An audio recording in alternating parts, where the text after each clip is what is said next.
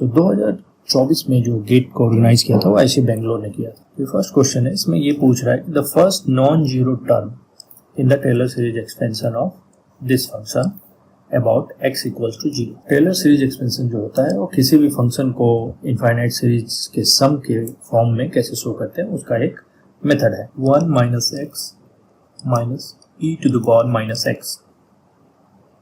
सो जो e to the power x का जो एक्सपेंशन है वो क्या होता है, 1 plus x square divided two factorial plus x cube divided by 3 factorial. So ये एक्सपेंशन जो आता है वो टेलर सीरीज एक्सपेंशन से आता है, जिसमें हम इस फंक्शन के डेरिवेटिव को किसी पॉइंट के अराउंड जो है एक्सपेंड करते हैं। ठीक है, सो ये एक्सपेंशन यहाँ आता है। सो डायरेक्टली हम इसके सीरीज को ही यूज करके हम इसको एक्सपेंड करेंगे। तो e to power minus x की जगह हम माइनस एक्स डालते हैं, तो 1 यहाँ minus x plus minus x square divided by 2 factorial plus minus x cube by 3 factorial plus ऐसे। सो ये सीरीज हो जाएगा 1 माइनस एक्स, ये जहाँ इवन होगा वहाँ प्लस हो जाएगा और जहाँ ऑड होगा वहाँ ये निगेटिव बाहर निकल के आ जाएगा। सो ये सीरीज एज इट इज चलता जाएगा। ठीक है, ये जो टर्म है इसको इस फंक्शन के साथ लाते हैं। 1 माइनस एक्स माइनस ये टोटल टर्म जो आएगा तो 1 minus x plus x square by 2 factorial minus x cube by 3 factorial. अब इसको ब्रैकेट को ओपन कर देंगे, ये वाले ब्रैकेट को। सो -1 माइनस माइनस प्लस एक्स, यहाँ माइनस आ जाएगा minus x square by 2 factorial और ये plus x cube by 3 factorial और ऐसे ये सीरीज चलता जाएगा। सो 1 और 1 कैंसिल हो गया, एक्स कैंसिल हो जाएगा और इसमें जो फर्स्ट टर्म निकल के आएगा वो ये। सो आंसर क्या हो जाएगा, minus x square by 2 factorial. So option D is correct option. तो ये क्वेश्चन देखते हैं, consider the normal distribution probability distribution function. ठीक है, प्रोबेबिलिटी डिस्ट्रीब्यूशन फंक्शन दे रखा है।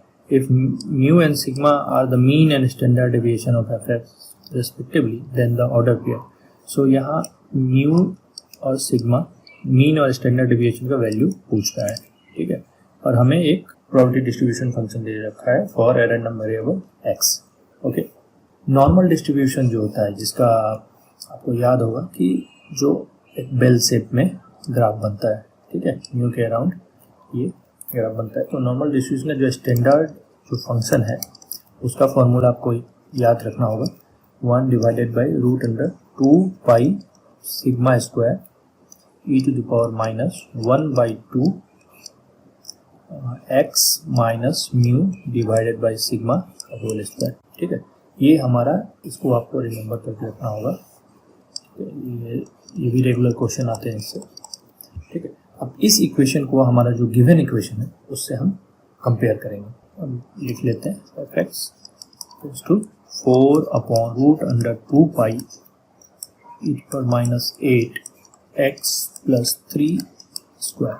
ओके, फर्स्ट टर्म को पहले कंपेयर कर लेते हैं। फर्स्ट टर्म में 1 upon root under 2 pi sigma square, ये जो अपने फॉर्मूले में होता है, और हमें जो गिवन है 4 अपॉन रूट अंडर 2 पाई।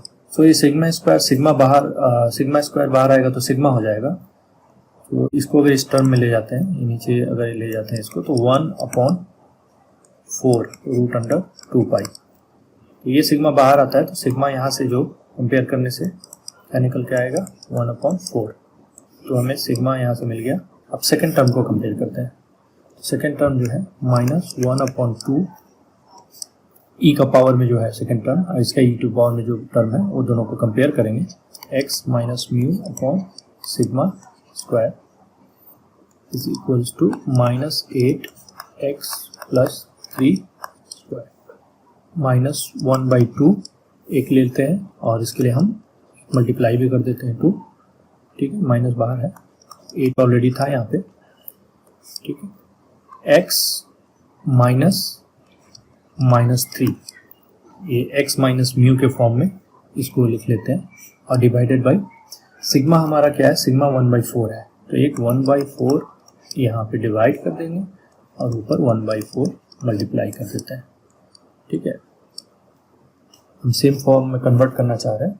तो ये टर्म जो है वो आ जाएगा -1/2 इंटू 16 और यहाँ पे x -3 डिवाइडेड बाई 1/4, ये एक्चुअल फॉर्म में है, और एक एक्स्ट्रा टर्म जो आ रहा है 1/4 स्क्वायर। इस 16 को जब हम स्क्वायर के अंदर ले जाएंगे तो क्या बन जाएगा, 4 -1/2 x -3 डिवाइडेड बाई 1/4, और ये 16 जाएगा तो ये 4 बन जाएगा, 4 और ये 1/4, तो ये कैंसिल हो गया। तो यहाँ से जो निकल के आ रहा है ये टर्म जो आ जाएगा 1/2 x -3 डिवाइडेड बाई 1/4 स्क्वायर। ये सिग्मा है तो ऑब्वियसली ये हो जाएगा म्यू, तो यहाँ से जो म्यू निकल के आएगा वो -3। म्यू और सिग्मा का जो ऑर्डर पेयर होगा 1/4, -3। सिग्मा और म्यू का ऑर्डर पेयर जो है ये हो जाएगा, तो ऑप्शन बी -3 और 1/4। ओके, इस क्वेश्चन में पूछ रहा है if z1 equals to -1 plus i and z2 equals to 2i then argument of z1 by z2। ये कम्प्लेक्स वेरिएबल से है, ये कम्प्लेक्स वेरिएबल से क्वेश्चन पूछा गया, ये क्वेश्चन कम्प्लेक्स वेरिएबल से है, और आर्गुमेंट z1 बाई z2 जो है ये प्रॉपर्टी से अगर हम इसको लिखते हैं तो ये हो जाता है argument z1 minus argument z2। ये 2025 में भी ऐसा एक क्वेश्चन पूछा गया जिसमें आर्गुमेंट z1 इंटू z2 पूछा हुआ। तो आर्गुमेंट का कंसेप्ट क्या है, सपोज एक कॉम्प्लेक्स वेरिएबल है z equal to x plus i y, तो इसका जो थीटा होगा वो उसको बोलते हैं हम आर्गुमेंट ऑफ z, और that will be equal to tan inverse y upon x, और इसके प्रिंसिपल वैल्यू को ही हमेशा हम लेते हैं। सो अगर x और y साइन कन्वेंशन के हिसाब से अगर देखें कंसेप्ट वाइज, अगर दोनों पॉजिटिव है सो हम सिंपली ये वाला वैल्यू ले लेंगे, अगर एक नेगेटिव एक पॉजिटिव है तो इस वैल्यू में पाई ऐड कर देंगे।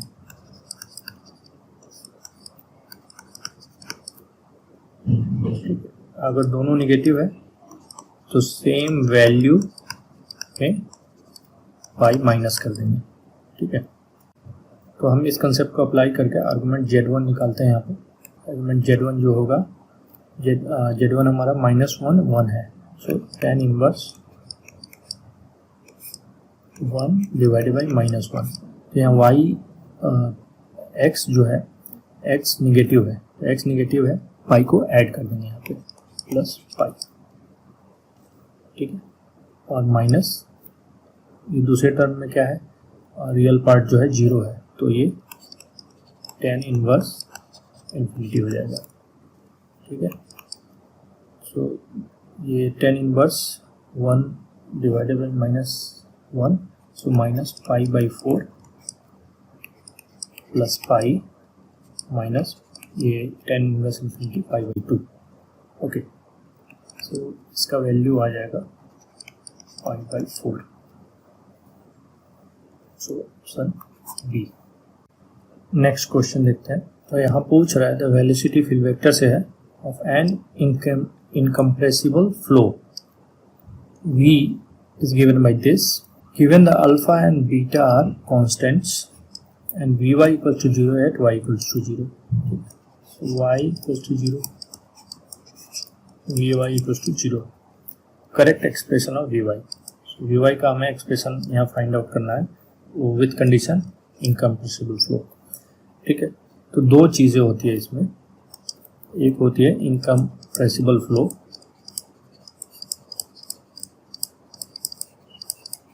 का कंसेप्ट है एक, और एक है इरोटेशनल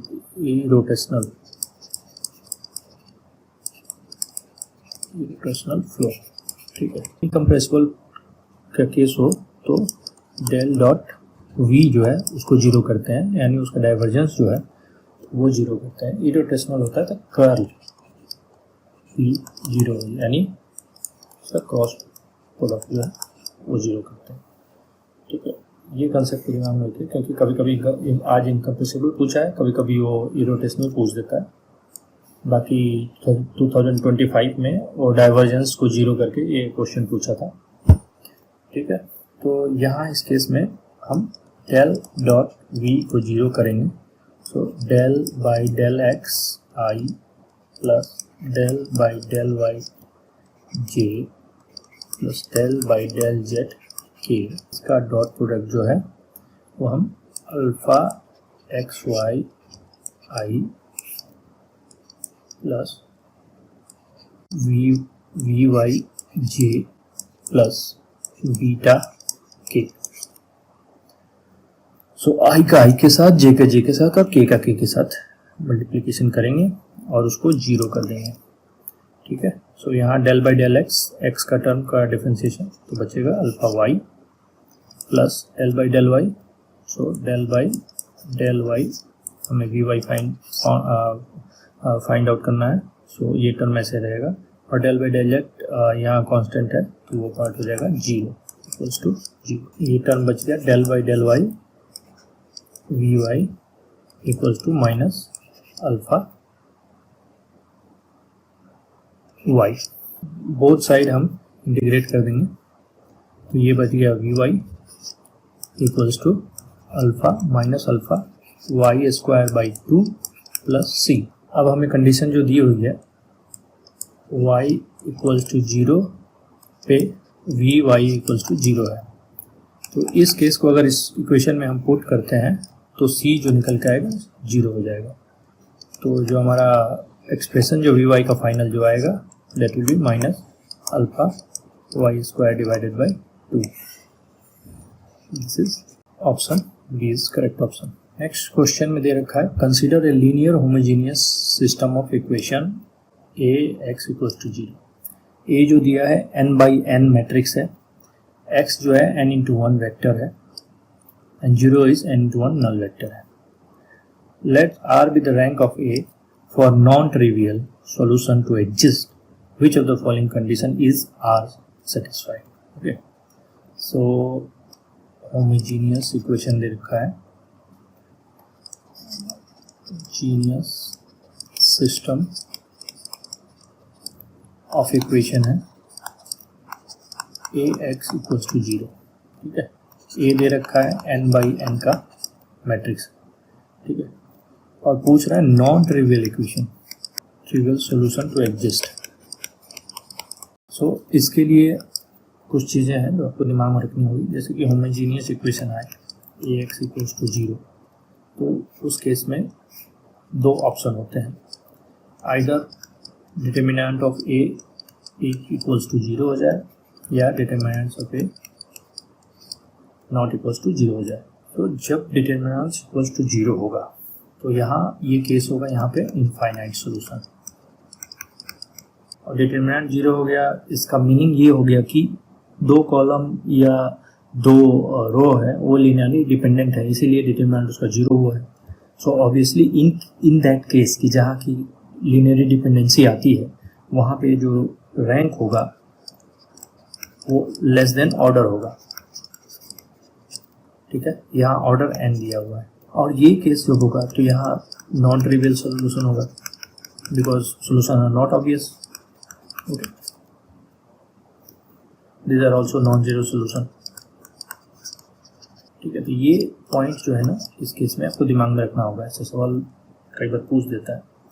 बट जहाँ डिटरमिनेंट जीरो नहीं है यानी कोई कॉलम जो है लिनियरली डिपेंडेंट नहीं है, तो इस केस में रैंक जो होगा that is equals to order, और यहाँ ट्रिवियल सॉल्यूशन का भी केस होगा।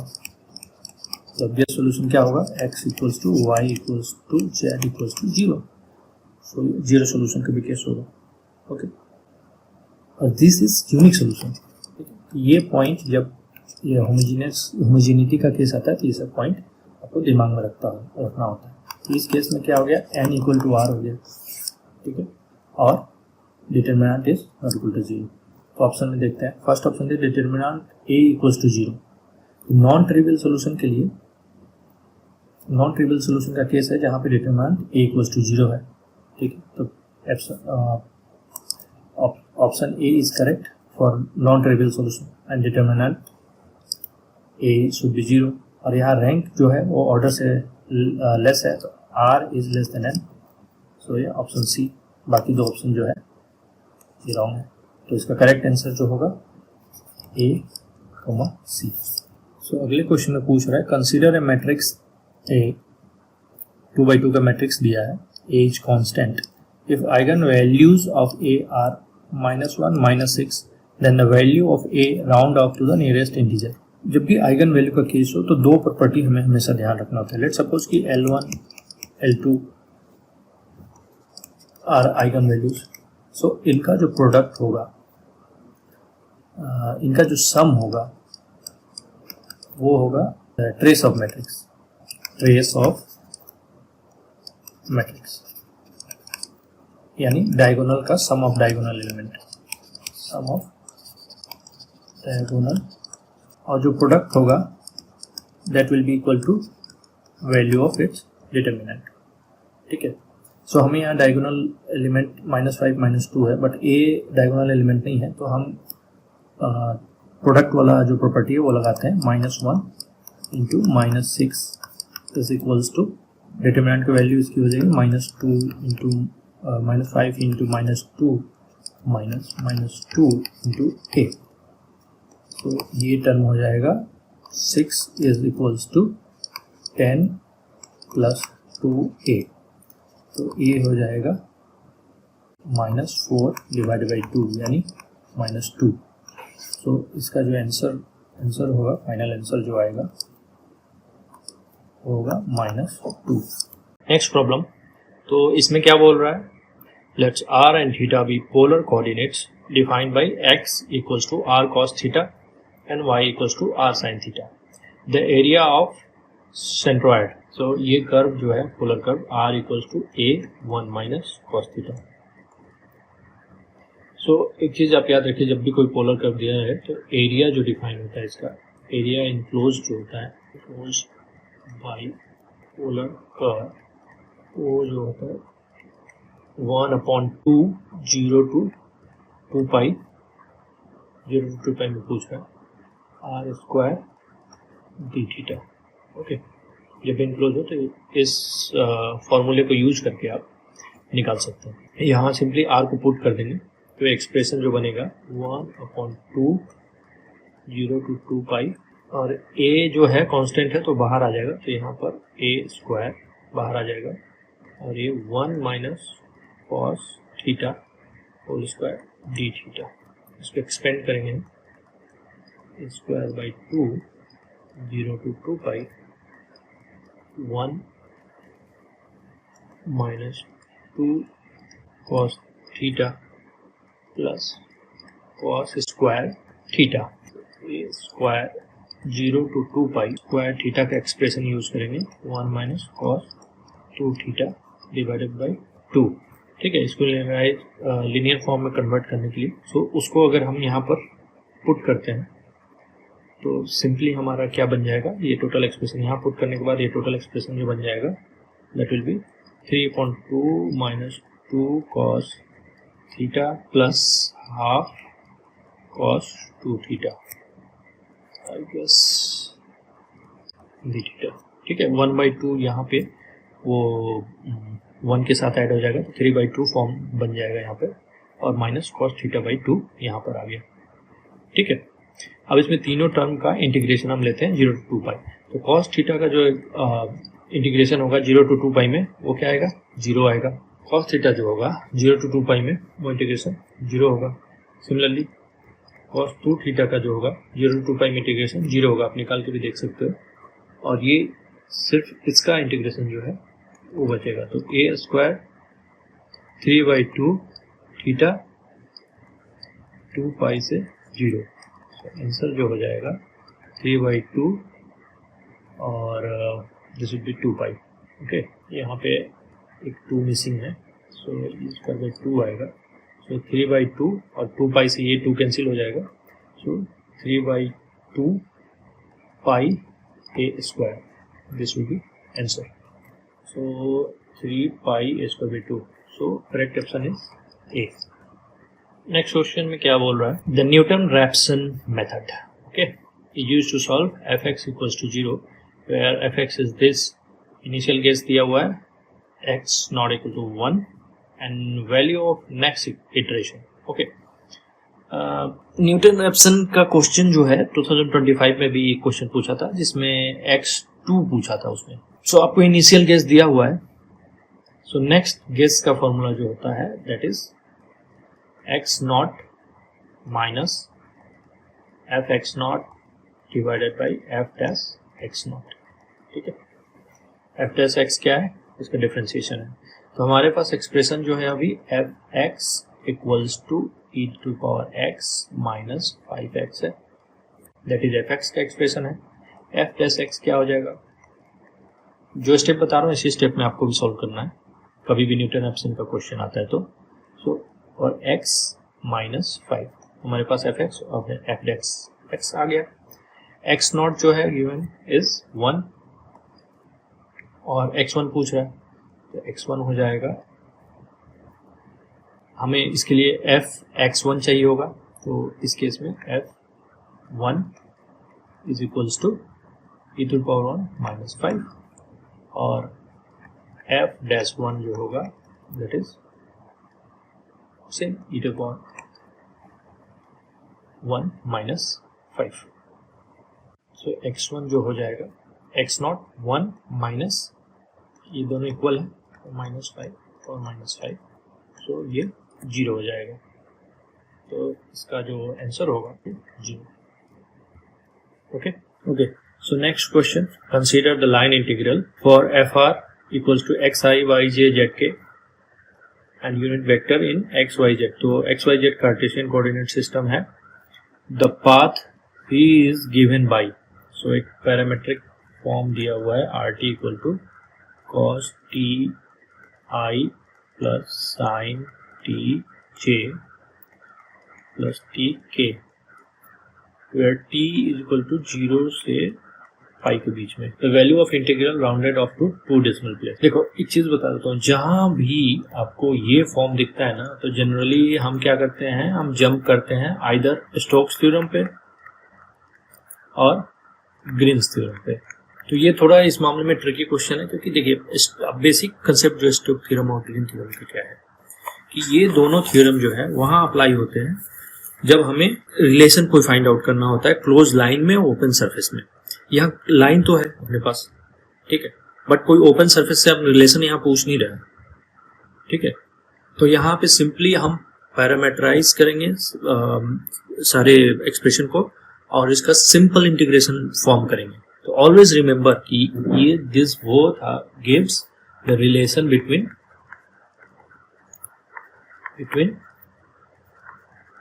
क्लोज लाइन और close curve and open surface. Okay,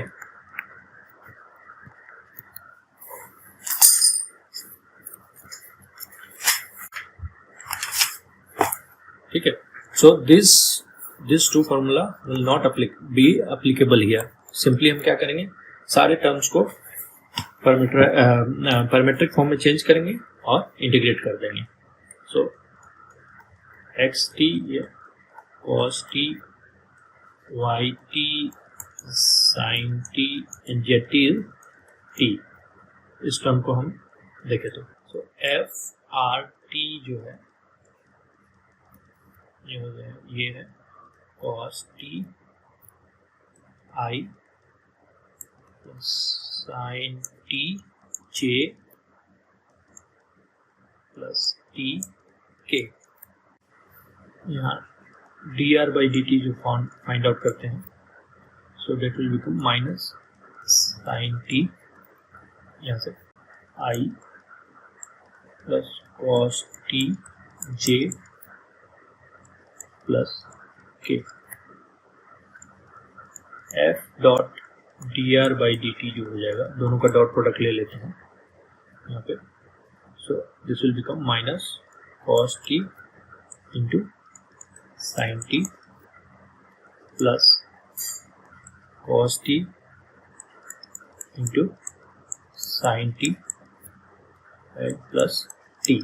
so this term will be cancel. So ये सिंपली आपको टी बच जाएगा.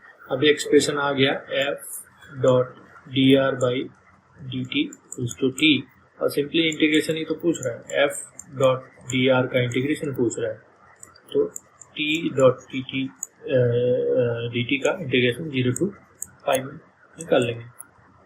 सो ये कितना आ जाएगा, pi square t square by 2 pi square by 2 आ जाएगा. पाई का वैल्यू 3. ये 2 डेसिमल प्लेस तक पूछ रहा है, तो 3.14 स्क्वायर डिवाइडेड बाई 2. इसका वैल्यू कैलकुलेट करेंगे तो 3.14 का स्क्वायर जो होता है ना, जब वो वैल्यू जो आती है ना, ग्रेविटेशनल वाली वैल्यू आती है 3.9869 समथिंग आती है. Okay, by 2. अब इसको कैलकुलेटर से सॉल्व करेंगे. So this will become equal to 4.93. So answer जो होगा ना, जो रेंज जो दी होगी ना, उस रेंज में ये आंसर आएगा 4.93. ओके, नेक्स्ट क्वेश्चन देखते हैं. Consider ordinary differential equation is with boundary condition x equal to 1 पे 2 एंड x इक्वल टू 2 पे 17.2. The solution of yx at x equal to 3.2. Okay, so ये एक डिफरेंशियल इक्वेशन है, इसका solution find out करना है. So expression is given x square d square y by d x square x dy by dx minus 3y equals to 0. ये higher order differential equation में आप एक Cauchy Euler differential equation of nth order आप करते हैं differential equation. तो ये similar kind of thing है. सो उसका फॉर्म जो होता है, तो एक्स स्क्वायर है तो हम इसको m इंटू m माइनस 1 के फॉर्म में लिख लेते हैं. इस पूरे टर्म को x है, सो हम सिंपली इसको m लिख लेते हैं. ये x है यहाँ पर, तो इस टर्म को हम m लिख लेते हैं और minus 3 equals to 0. Okay, so ये आ जाएगा m square minus m minus 3 equals to 0. m square minus 2m minus 3 is equals to 0. Okay, so इसको ऐसे भी लिख सकते हैं, m square plus m minus 3m minus 3 equals to 0. Okay, so ये बन जाएगा, m कॉमन लिया तो m प्लस 1 माइनस 3 ले लिया तो this will become m plus 1 equals to 0. So ये हो गया आपको m minus 3 m plus 1 equals to 0. So m root आ जाएगा 3 माइनस 1. सो यहाँ रूट दोनों डिफरेंट है और रियल है. सो जो सॉल्यूशन आएगा वो form of c1 x to the power m1 plus c2 x to the power m2. तो यहाँ m1 m2 क्या है, 3 और minus 1, c1 x to the power 3 plus c2 x to the power minus 1. तो this is general solution जो है ये हमारा से मिलेगा. अब ये कंडीशन जो दे रखी है, कंडीशन क्या दे रखी है, x इक्वल टू 1 पे जो y का वैल्यू है दैट इज 2 एंड y का value at x equals to 2 पे जो है इक्वल टू 17.2. इस कंडीशन को लेके हम कांस्टेंट c1 c2 को हम फाइंड आउट करेंगे. ठीक है, सो हमारा जनरलाइज फॉर्म जो आ गया c1 x की power 3 plus c2 power minus x equals to 1 पे y इक्वल्स टू 2 है. सो यहाँ y को 2 पुट करते हैं, c1 x1 है तो c1 प्लस यहाँ भी 1 है तो c2 हो जाएगा. सो ये एक एक्सप्रेशन आ गया. सेकेंड कंडीशन जो दी है x इक्वल्स टू 2 पे y is equals to 17.2. So 17.2y equals to C1 x equals to 2 है तो 2 to power 3 plus C2 2 to power -1. ठीक है, so this will become 17.2 equals to 8C1 plus C2 divided by 2. Okay, so ये हमारे पास second expression आ गया. इन दोनों को सॉल्व करके हम फाइंड आउट करेंगे C1 कमा C2. तो फर्स्ट एक्सप्रेशन से C2 equals to 2 minus C1 जो है उसको सेकेंड एक्सप्रेशन में पुट करेंगे. 17.2 equals to 8C1 plus 2 minus C1 divided by 2 equal to 8C1 plus 1 minus C1 by 2 equals to 17/2 minus 1 equals to ये कितना हो जाएगा 15/2. Okay, C1. So this will become 15/2. ये भी हो जाएगा 15/2. तो C1 will become 1. और इस C1 को हम यहाँ पुट करते हैं तो C2 will become 1. दोनों 1 1 हो गया. तो हमारा फाइनल सोल्यूशन जो आ गया that is y equals to x power 3 plus x power -1. So यहाँ y at x equals to 3/2. Okay, तो 3/2 पुट करेंगे. 3/2 क्यूब प्लस x पावर -1 है तो 2/3. सो इसको डायरेक्ट कैलकुलेटर से ही सॉल्व कर लेते हैं. फर्स्ट टर्म का जो हो जाएगा वैल्यू 3.375 प्लस 2 डिवाइडेड बाई 3 सो 0.666. सो ये टोटल जो आ जाएगा 4.0416. 3 decimal place तक 4.042. This will be the answer. Next question में क्या पूछ रहा है? Consider the function f x y z x to power 4 2 y to power 3 plus z square. ये फंक्शन दे रखा है. देन पूछ रहा है the directional derivative of the function at point this along i j. So ये vector दे रखा है और इस पॉइंट पे इसका डायरेक्शन डेरिवेटिव पूछ रहा है. तो डायरेक्शन डेरिवेटिव क्या होता है? सो डायरेक्शन डेरिवेटिव जो है सिंपली आपको बताता है rate of change of a function in the given vector direction. Okay, so इसको फॉर्मूले कैसे निकलता है? सो हम सिंपली जो फंक्शन दिया है उसका हम डाइवर्जेंस ले लेते हैं और उसका डॉट प्रोडक्ट कर देते हैं गिवन वेक्टर के डायरेक्शन में जो यूनिट वेक्टर है. सो गिवन वेक्टर d है और यूनिट वेक्टर कैसे हो जाएगा? उसके मॉड से हम डिवाइड कर देंगे और उसका डॉट ले लेंगे, डॉट प्रोडक्ट ले लेंगे with the gradient of that function. So del by del x i plus del by del y j plus del by del z k of this function is x power 4 plus 2y cube plus z square. Okay, तो ये हो जाएगा इस function को एक बार with respect to x, दूसरी बार with respect to y, with respect to z हम डिफरेंशिएट करेंगे. सो ये क्या हो जाएगा? डेल बाई डेल एक्स करेंगे. So 4x power 3 plus 6y square j plus 2z del f. Del f आ गया. हम ये एक्सप्रेशन d ऑन d, ये unit vector in direction of d, तो d हमारा यहाँ पर क्या है? i प्लस j. इसका मॉड जो आ जाएगा 1 square plus 1 square root over 2. 1 1 coefficient है. So 1 upon root 2 I plus j. Okay, इन दोनों का डॉट ले लेते हैं. So f dot d divided by metre.